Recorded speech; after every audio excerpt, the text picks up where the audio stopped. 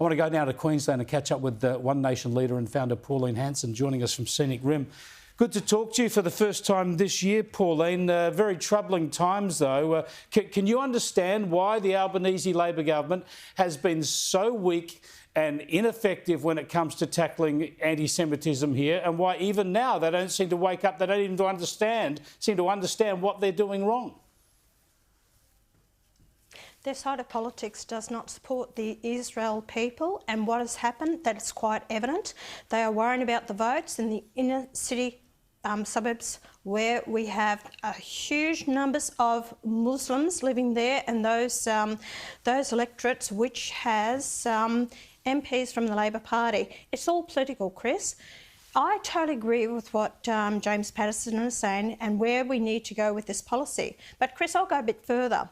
We need to look at these countries we're bringing out migrants from or giving them permanent residency from countries that support Hamas. They are anti-Israel. These people who have the hatred, people where we could see terrorism come from these countries and problems that they have over there. Just close the borders. Do not allow these people to migrate to Australia. I'm sorry, it's a tough stance on those people. But when you have, at the Gaza and Palestine, 75% of the people there support Hamas, we're going to be importing them in, as we have done.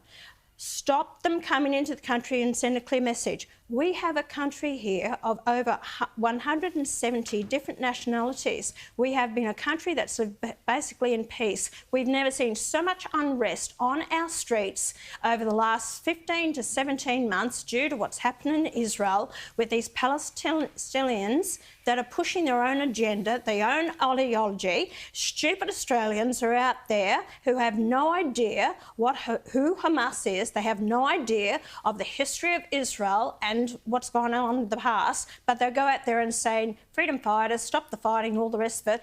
That goes far beyond that, Chris. I think there's a fundamental lack of understanding about the evils of Islamist extremism, and I don't think successive governments have done enough to tackle it. There's a bit of talk about it after 9/11, a bit of talk about it after Bali, but we just let it slide. And then you have the situation where I've shown that shocking footage of the Sheikh cheering on in triumph the day after October the 7th, celebrating on an Australian street the slaughter of babies and women and innocent people. That bloke is a sheikh in Australia, and he's connected to an organisation called Hizbut Tahrir, which is allowed to operate in Australia, even though it's banned. It's banned in Egypt, Indonesia, it's banned in Saudi Arabia, in the UK. Why do we allow that Islamist organisation to operate here? Because the politicians and everyone are dead scared of them, Chris. I've been speaking about this for years. Look what's happened in England. They've lost their countries. You've got areas there and in France that no one, not even the police, politicians, no one can enter without their authority. And I'm telling you, it's happening here.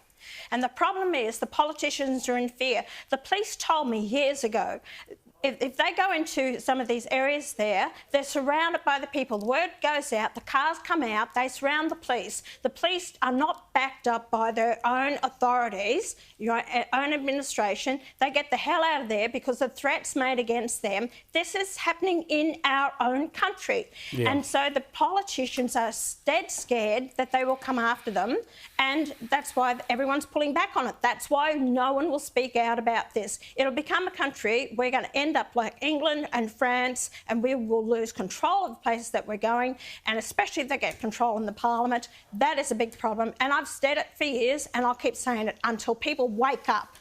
Pauline Hanson, thanks for joining us. A lot of people disagree with Pauline Hanson. She's right in the main. Some people wouldn't go as far, but there is no doubt that we need to tackle Islamist extremism in our country. How can we tackle it? And it's the best thing. Believe me, most moderate Muslims in this country want it tackled as well. But how can we tackle it properly in this country when our politicians are even afraid to mention the term?